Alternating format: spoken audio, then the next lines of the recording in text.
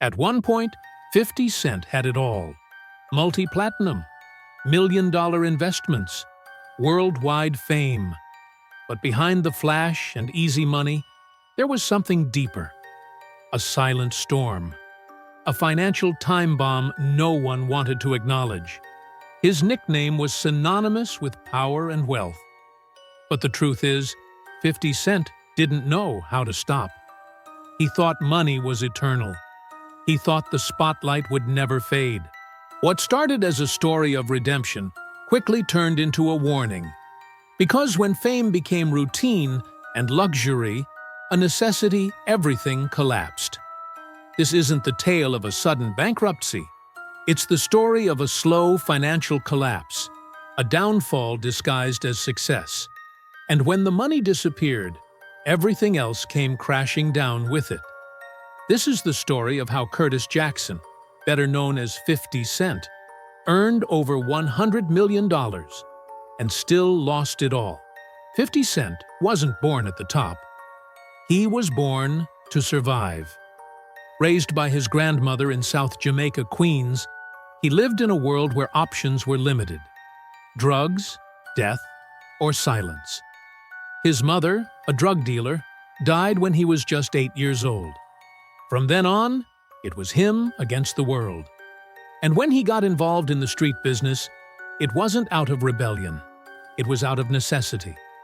Violence was part of the landscape, and what others called trauma, to him was simply routine.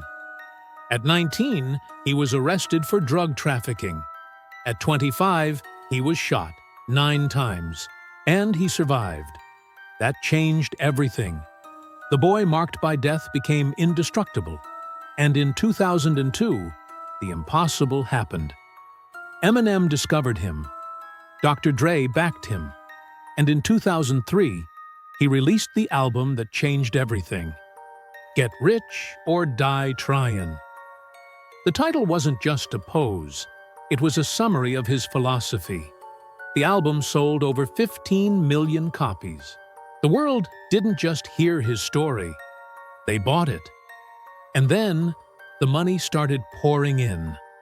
Hundreds of thousands for shows, millions from contracts, tens of millions from business deals, but none as explosive as his master move: vitamin water.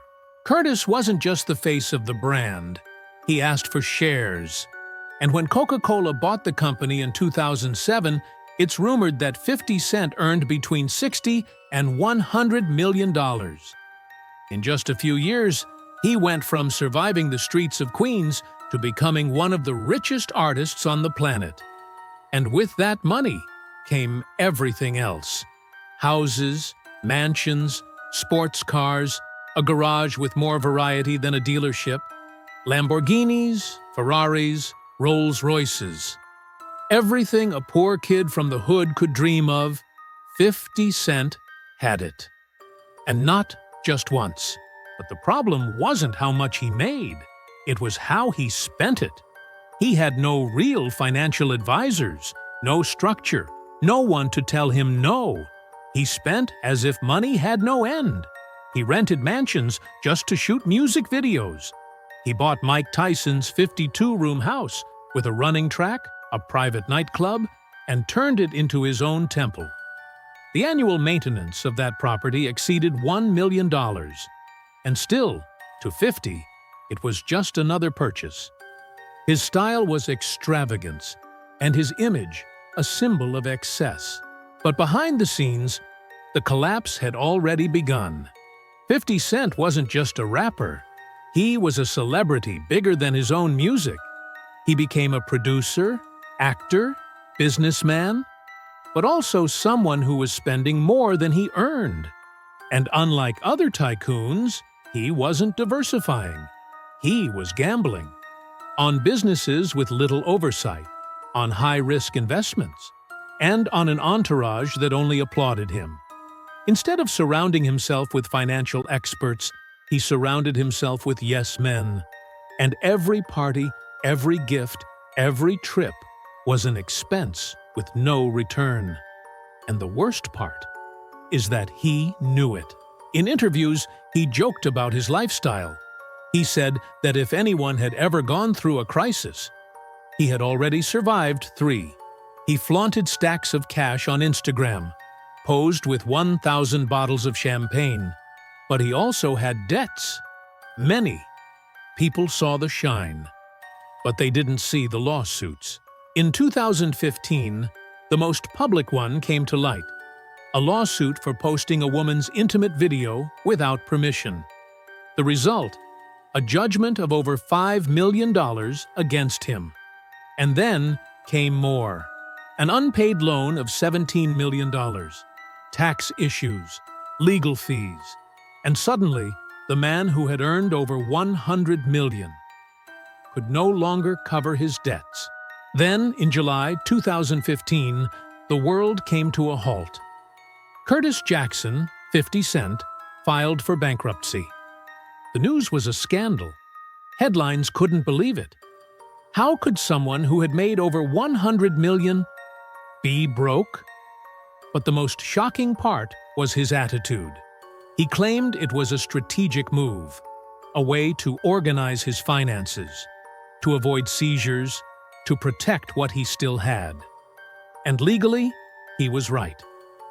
Chapter 11 of the Bankruptcy Code gave him a way out, but the damage was already done. The law could help him, but the industry doesn't forgive.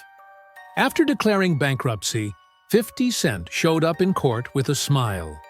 He presented himself as an easygoing man, saying his wealth was a character, a role he plays to entertain the public. But the judge wasn't entertained, and neither was the court. The reality was that he owed more than he had. And while his social media showed him surrounded by cash, his bank statements told another story. During the legal process, 50 was forced to reveal everything: accounts, assets, expenses, properties, income. And what emerged was a concerning portrait. A man who, on paper, was still a millionaire, but who lived as if money had no consequences. Monthly expenses of over $100,000, child support, security, mansion maintenance, and no real structure. Money was coming in, but it was going out faster than it arrived. The most unsettling part was his behavior. In the middle of the trial, he posted photos on Instagram with stacks of cash arranged like books. $100 bills rolled into the word broke. The judge called him directly to testify, demanded respect, and warned that if he kept mocking the judicial system, she would impose harsher measures. But 50 didn't understand limits. Or maybe he just didn't care anymore. The line between his persona and his real life was no longer clear, not even to himself. And that made him his own worst enemy. Unlike other artists who lose everything and disappear from the spotlight, 50 Cent chose to fight. Not out of pride, but because he had no other choice. In the years that followed, he threw himself into his professional resurrection. He produced more music, yes, but more importantly, he shifted lanes. He dove into the television world, not as an actor, but as the mastermind. Power was his crown jewel. A crime drama aired on Stars, based on the rise and fall of a drug dealer trying to get out of the game. A reflection of his own life. And it worked. Not just because of the script, but because 50 Cent understood street narratives better than anyone. Power became a phenomenon. And then came the sequels. Power Book 2, Ghost, Power Book 3, Raising Kanan, Power Book 4, Force, all produced by him. All ratings hits, and all his financial lifeline. Meanwhile, he relaunched his business image. He signed deals with networks, platforms, and brands.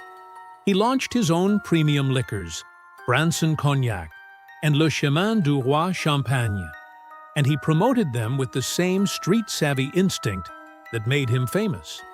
He began appearing as a guest speaker at universities. He talked about business, resilience, and how to climb out of a financial hole. The same guy who once posted videos throwing cash at endless parties was now preaching planning, investment, and discipline. But not everyone believed him. Many in the industry knew what had really happened. They knew his bankruptcy was more than a strategic move. It was a cry for help. He had burned through over $100 million in a decade, and most of it was gone. Some of his most ambitious ventures failed. Poorly advised investments, unreliable partners, lawsuits that wouldn't stop, and a lifestyle that continued to cost more than his new income could sustain. But there was one difference between 50 Cent and other fallen stars: he never stopped moving. Unlike other rappers, 50 didn't deny his fall. He turned it into content. Where others saw shame, he saw opportunity, and that's part of what saved him. In 2023, his world tour, the Final Lap Tour, grossed over $100 million. He sold out stadiums, traveled the world, and filled arenas like it was 2003. It had been 20 years since his debut, and people still wanted to see him. That wasn't nostalgia. That was respect. But not everything came back. His reputation with investors is still stained. His legal debts left deep scars, and his empire, though still alive, no longer has the same stability. The Tyson mansion he bought for $18 million. He sold for only $3 million. Many of his early brands disappeared. His clothing line, G-Unit Clothing, shut down. His record label reduced to its minimum.